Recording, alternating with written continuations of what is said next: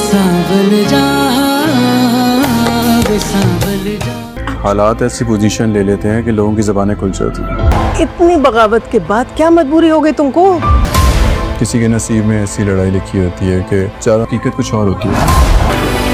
وفا کے ساتھ بھی شاید کچھ ایسے ہی. ڈر ہے کہیں وہ فرجاد کو اپنے جال میں نہ پھنسا لے.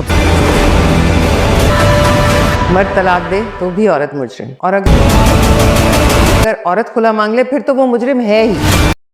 جب سے وفا نے خلا کا مطالبہ کیا ہے، ہر ایک ہی وفا کے کردار پر انگلیاں اٹھا رہا ہے، اور ثالث جو کہ وفا سے کافی زیادہ امپریس ہو گیا ہے، اس کی اس خاموش قربانی کے بعد وہ یہ سب برداشت نہیں کر پا رہا کہ کوئی بھی وفا پہ الزام تراشی کرے یا پھر اس کے کریکٹر پہ بات کرے. ثالث سب کو ہی صفائیاں دے رہا ہے، لیکن وہ یہ نہیں بتا رہا کہ آخر وفا ایسا کیوں کر رہی ہے، کیونکہ اس بات کا جواب تو ثالث کے پاس بھی نہیں ہے کہ آخر وہ کس طریقے سے اپنے اور وفا کے رشتے کو سب کے سامنے لے آئے.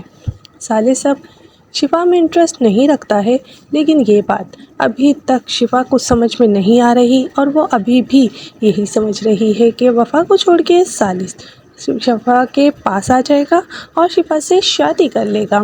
ادھر تحریم جو کہ کسی بھی حال میں وفا کو بستے ہوئے نہیں دیکھنا چاہتی ہے، وہ اب بھی فرجاد کی ماں کو وفا کے خلاف خوب بھڑکا رہی ہے، اور یہی اسے جتا رہی ہے کہ ایسا نہ ہو کہ ثالث کو چھوڑ کر وفا فرجاد اور اس کی ماں کے گلے پڑ جائے. فرجاد کی ماں کو اپنے بیٹے پر پورا یقین ہے، لیکن جس طریقے سے فرجاد کے خلاف تحریم باتیں کر رہی ہے تو پھر ان کا دل بھی تھوڑا سا ڈر رہا ہے، کیونکہ وفا کی خوبصورتی سے تو وہ پہلے ہی خائف رہتی ہیں، اور وہ جانتی ہیں کہ وفا کے آنے کے بعد ان کے دونوں بچوں کی زندگی کس قدر ڈسٹرب ہوئی تھی. کوئی بھی وفا کی سچویشن سمجھنے کے لیے تیار نہیں ہے.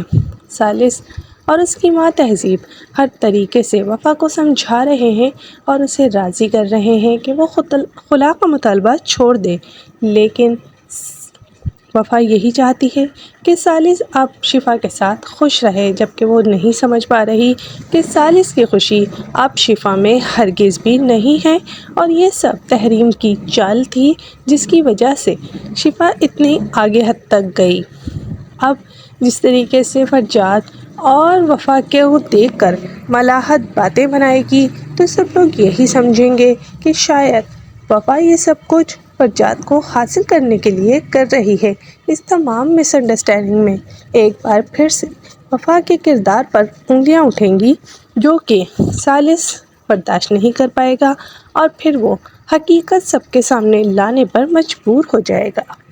تحریم کی چال بازیاں اور شفا کی ثالث کو حاصل کرنے کی تڑپ سب دھری کی دھری رہ جائیں گی جب سارے گھر والوں کے سامنے وفا کی حقیقت آئے گی کہ اصل میں وفا کتنی زیادہ انوسنٹ ہے، اور وہ تو اپنے شوہر کی خوشی کے لیے یہ سب کچھ کر رہی تھی. لیکن اینڈ میں وفا کو بھی اندازہ ہو جائے گا کہ اس کے شوہر کی خوشی شفا نہیں بلکہ خود وفا ہے، اور پھر تہذیب اسے سمجھائیں گی کہ شوہر اور بیوی کو ایک دوسرے سے اپنی ہر بات ڈسکس کر لینی چاہیے، بجائے اس کے کہ دوسروں کی باتوں میں آ کر وفا نے اتنا بڑا فیصلہ خود سے ہی کر لیا.